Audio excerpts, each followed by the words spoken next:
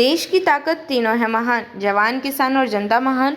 संवाद से ही बनेगा भारत श्रेष्ठ। मोहन भागवत और 60 मुस्लिम धर्मगुरुओं की ऐतिहासिक बैठक से खुला नया रास्ता।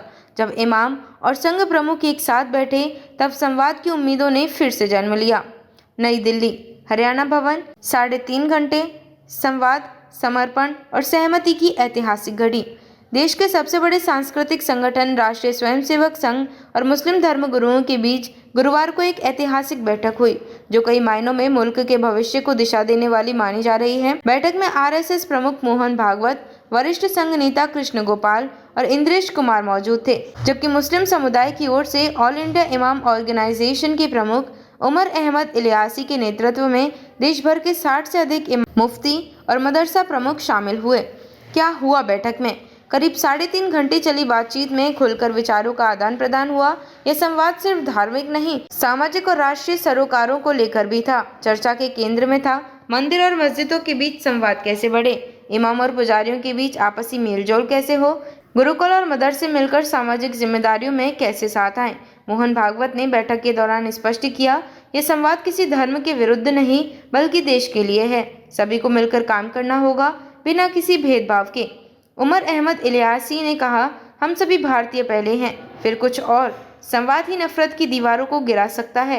बैठक क्यों है खास? ऐसे समय में जब देश में धार्मिक ध्रुवीकरण की घटनाएं बढ़ रही हैं, समाज में भरोसे की कमी दिख रही है, मंदिर और मस्जिदों के नाम पर राजनीतिक बयानबाजी हो रही है, तब इस तरह की बैठक एक बड़ी उम्मीद लेकर आती है। संवाद की दिशा में कुछ ठोस प्रस्ताव भी हुए।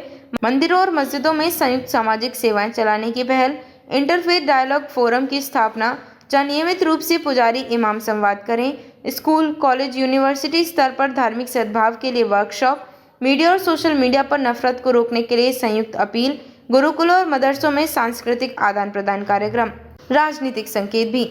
इस बैठक को 2024 लोकसभा चुनाव के बाद बदले परिदृश्य, मुस्लिम समुदाय में संघ के प्रति दृष्टिकोण परिवर्तन और समाज में विश्वास निर्माण की बड़ी कवायद के रूप में देखा जा रहा है।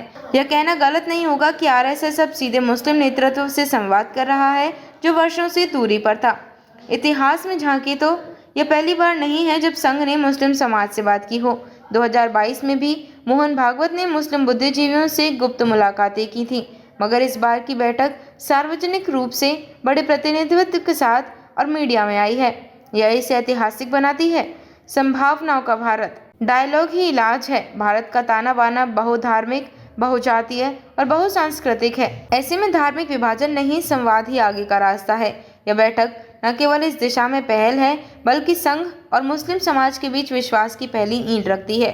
निष्कर्ष, यह सिर्फ एक बैठक नहीं, समाज के पुनर्निर्माण की पहली ईंट है। जब मंदिर और मस्जिद की दीवारें संवाद के पुलों से जुड़ती हैं, तब भारत न सिर्फ मजबूत होता है, बल्कि उसका भविष्य भी और रोशन होता है। संवाद से बनेगा सशक्त भारत। भागवत और इमामों की ऐतिहासिक बैठक, हिंदू मुस्लिम भाईचारे की नई शुरुआत। जब संघ प्रमुख ने थामा इमामों का हाथ, देश के लिए साथ आए धर्मगुरु, मंदिर मस्जिद संवाद का नया अध्याय शुरू। नफरत नहीं, संवाद चाहिए। भागवत और मुस्लिम धर्मगुरुओं की साझा अपील। आरएसएस और मुस्लिम समाज के बीच टूटी चुप्पी, क्या बदल रहा है देश का सामाजिक विमर्श? देखते रहिए changing future TV. Like, share और सब्सक्राइब करना ना भूलें, देश, दुनिया और भविष्य की सबसे बड़ी खबरों के लिए।